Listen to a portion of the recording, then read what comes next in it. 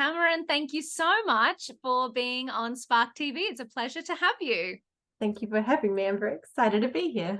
I'm so excited too because I've been stalking you online. So I'm super excited to hear more about the business and share your story. So why don't we start there? Let's tell everyone who you are and what you do. Okay, well, I am Tamarin. I am based in New Zealand. I have a tea business that is focused around supporting better mental health and well-being. So we've got, at the moment, 3 teas that address different needs that we might have, things like stress or sleep, our gut health, our physical health. And it all started with my own experience with stress and anxiety, although I didn't know that that's what it was called at the time. I was working in a very busy corporate life, and we were going through a big restructure, and it was a very, very stressful time. We had it was my first time going through that, so I didn't know really what a redundancy would look like and what it meant for our team. And at the same time, I was having all these like weird things happening to my body. You know, my throat would be really tight, my stomach would be sore, I would get like pins and needles in my fingertips. And I didn't know at the time that those were sometimes symptoms of anxiety, and I attributed it to caffeine. So I started cutting out caffeine from my life, but still missed having a hot cup of tea, a hot cuppa. So I started to have tea and design some herbal blends that helped with those different symptoms. And at the same time, because of the redundancy, my colleagues and I would connect and touch base and group, I guess, over this cup of tea, and it became our anxiety sessions. And that's really where the idea originated. That. So it was these 2 very terrible times in my life, but tea was sort of the nice little ray of hope that we had. So and so that's my first tea, anxiety, and it's grown from there. Oh, I love it so much. And I feel like today I need 100 cups of this. So when I saw it, I was like, oh, I'm super excited to talk to you about this because I think, the people dialing in, the people listening in are business owners. So we can all relate to feeling a little stressed and overwhelmed. And this episode will be airing towards the end of the year. So I know there's lots of people who are just like over it, who are feeling burnt out. So I'm super interested in this because I think, understanding your own, health and well-being is super important, especially as a business owner where you are constantly, I think, in a state of stress half the time. And I love that you drew on your own experience to create these blends as well. Talk to me about the 3 different teas that you have. Okay, so we've talked about anxiety and how that originated. The ingredients themselves eventually morphed to support anxiety a lot more. So things like Ceylon sword, which can help with your mood, raspberry leaf, which can help with our hormones because often that can affect our mental health. Licorice root, so if you've had a panic attack, it kind of helps your blood sugar levels, things like that. And then another blend we have is called gut feelings. And there's a lot of research that proves that there's a direct relationship between our gut health and our mental health. And if we can look after what's happening inside, actually that can help what's happening up here as well. So the gut tea has things like turmeric and lemongrass, and it's probably has a bit of immune benefiting properties as well, but really just to support our natural gut health. And then finally, my last tea is designed to support pain and chronic pain, and there's a lot of rules around what I can and can't say legally. Of course, yes. Myself, I have desiccated discs, so I get really, really bad back pain I can't stand for a long time, and that really affected my mental health. When I was going through that diagnosis, I couldn't even brush my teeth for 2 minutes, standing up, and grocery shopping was a challenge, and that really starts to affect you because I look perfectly able-bodied on the outside, but standing in the queue for, at the supermarket, I was in tears, sitting on the floor, Wow. And so this tea hemp relief came around from thinking of ways that I can naturally help my body with inflammation. And at the same time, my dad got sick with cancer. And so I was doing a lot of research around natural remedies. And I mean, there's only so far that natural things can go alongside medicine, of course, but things like willow bark is actually what is used as in aspirin. So there's a lot of Oh, wow. medicine today that is based on herbal medicine. So I don't want to sound too woo-woo, but don't worry, I love the woo here. Bring it on. Bring it on. Very complementary. And so hemp relief has hemp in it as well, and all just to really help with inflammation. Yes. I can't say that it helps inflammation, but that's what it's designed to do. Yes. Whether it does or not, well, I'd say sample it for yourself, people, and see. That's always a good thing. No, and I do love as well that you say it's complementary. I think that, this, when it comes to anything in life, whether it be business, personal, health, usually there's not one silver bullet. There's not one answer. There's lots of little things that we can do for ourselves throughout the day that, helps us get there. I mean, I was thinking about even myself, because I'm on the coffee bandwagon at the moment as well, going, oh, I've got to cut back because I'm feeling stressed, and having 3 cups of coffee is not doing me any favors. But I also know that it's not just, cut back on coffee and then my whole life will be amazing. I've also got to think about all of the other things that go into it. But I love that there's an alternative. There's something that you can go to that is, if you have a cup of one of these teas, it will help you on your journey and be complementary to the other things that you bring into your life. That's right. It is. It's definitely a part of that experience. And having a cup of tea, of course, there's some benefits through the herbs themselves, but also through that conscious time that you're taking to stop and pause and have a moment and just kind of reconnect and have a breather.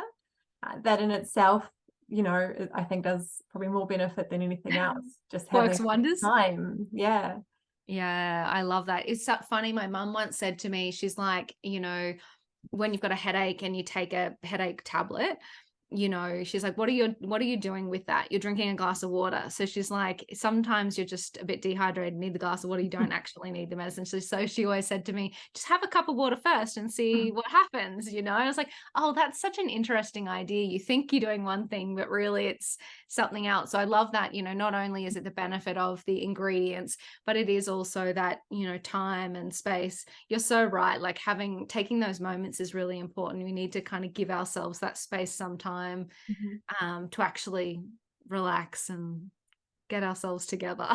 That's so true. Oh, so good. So I'm always fascinated by people who've built product-based businesses, and especially with a product like tea where we physically ingest it. I can imagine that going through the process of getting that all together, creating it, getting it certified, all of those things would have been a really interesting process. Can you share, that story with us? Yes. I mean, I never set out to become a tea merchant. My background is product design, full disclosure. Oh, so cool. I do love design, and I've always that's why they look so good. That's why they look so amazing.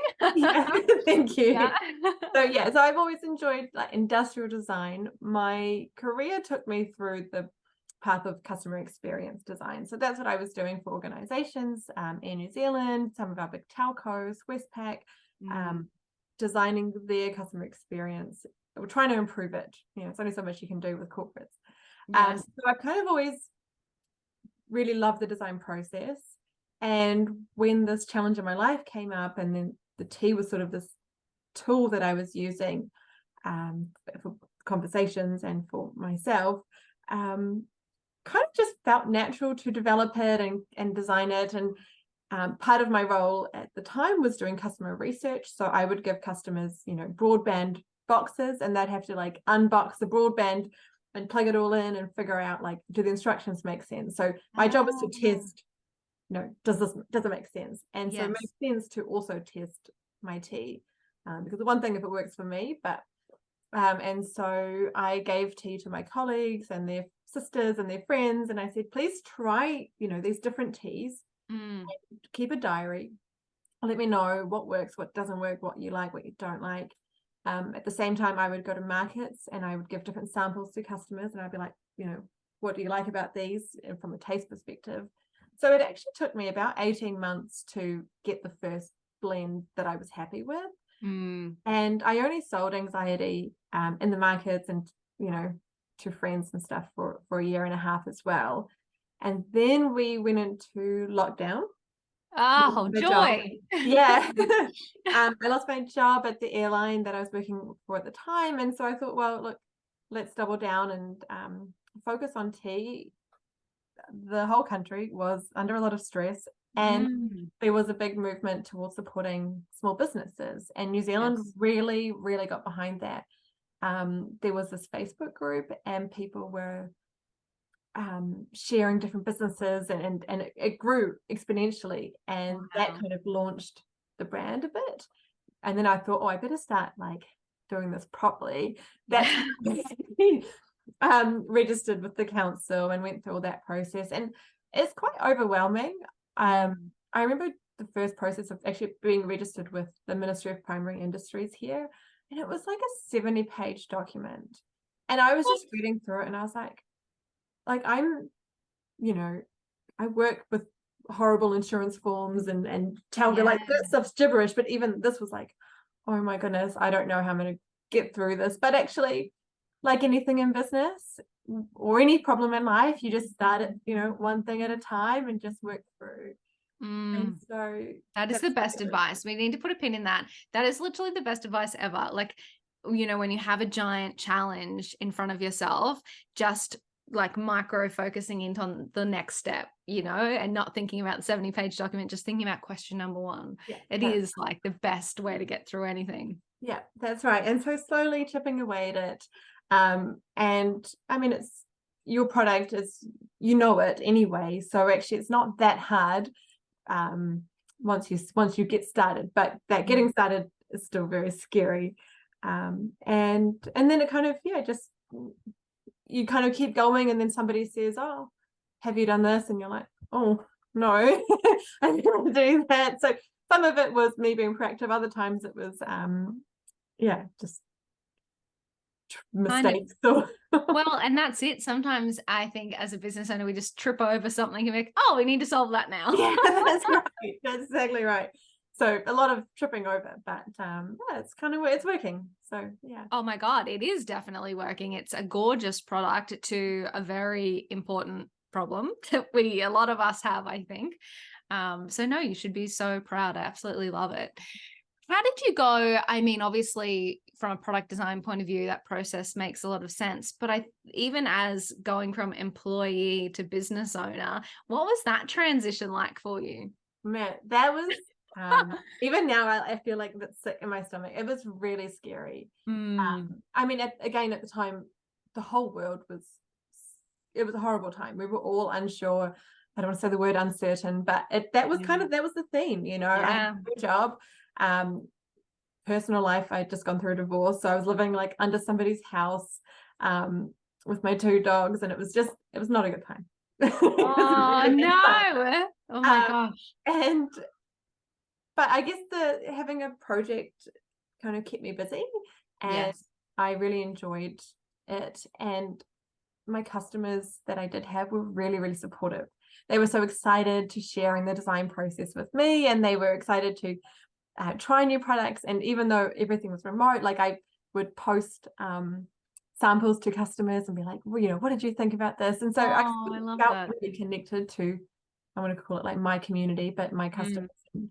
And it kind of just keeps you motivated, you kind of in that momentum.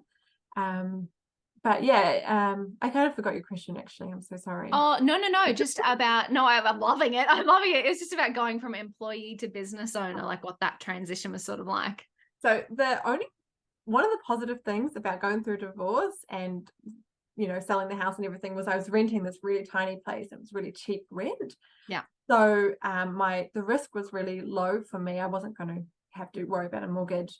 And because I had been made redundant, I also had a bit of cash nice Yeah. come in as well. So I had a bit of a buffer, and that's why I thought, look, now or never.